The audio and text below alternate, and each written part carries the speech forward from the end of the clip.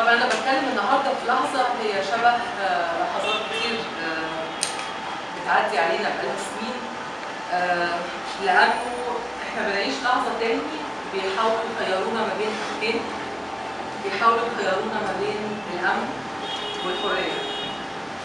واعتقد ان احنا شايفينه ده انعكاس للوضع اللي حاصل مش بس جوه الجامعه، الشارع المصري عموما، انه زي ما يكون احنا يا ده يا ده. لما نيجي نتكلم على الامن جوه الجامعه تحديدا، يمكن اللي بيسافر بره بينبهر فكره انه ما فيش اصلا الجامعات مالهاش اسوار، مفيش حد بيبص على الكافيهات في معظم جامعات العالم. احنا من وانا طالبه ومن الاجيال اللي قبلي كله متعود على انه في بوابه وفي حد بيبص على الكافيهات. دايما كان بيبقى لنا من الاسباب ايه؟ الحفاظ على الامن. وكان سنين اللي حكمنا جوه الجامعه كان امن الدوله. لغايه لما 9 مارس رفعت قضيه وكسبتها في 2010 والحكم اتنفذ بعد الثوره في مارس 2011. والبديل كان هو انه بعض رجال الامن المدنيين جوه الجامعه حولوهم الى كادر الامن يعني. نفس الوجوه واحنا عارفينها. الجامعي ما بقاش بس بيحسب حساب الوزير او رئيس الجمهوريه اللي بيعمله.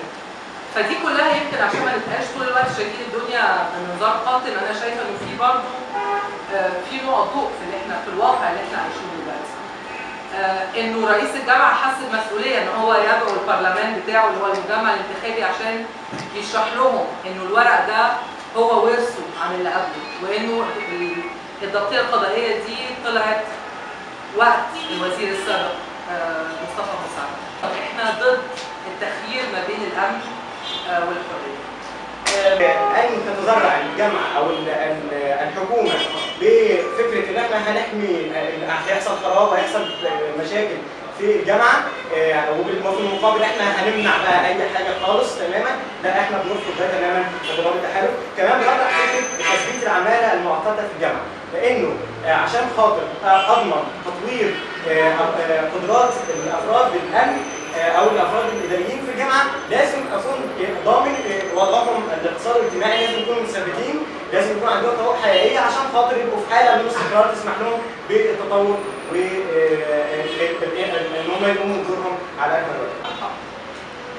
عندنا حاجات ثانيه برضه، فكره سلطات وزير التعليم العالي وتضارب تصريحات. هو قال في الاول ان هو ملوش سلطه في اصدار القرارات، لكن هنبص على بيان جامعه عين شمس اللي طلعته من يومين، قال فيه ان القرار ده جه عن طريق مصطفى مساعد في 22/4 تشكيل لجنه وزاريه بتبص فيه على موضوع التردي الامني وفكره منح الضبطيه القضائيه لافراد الامن الجامعي.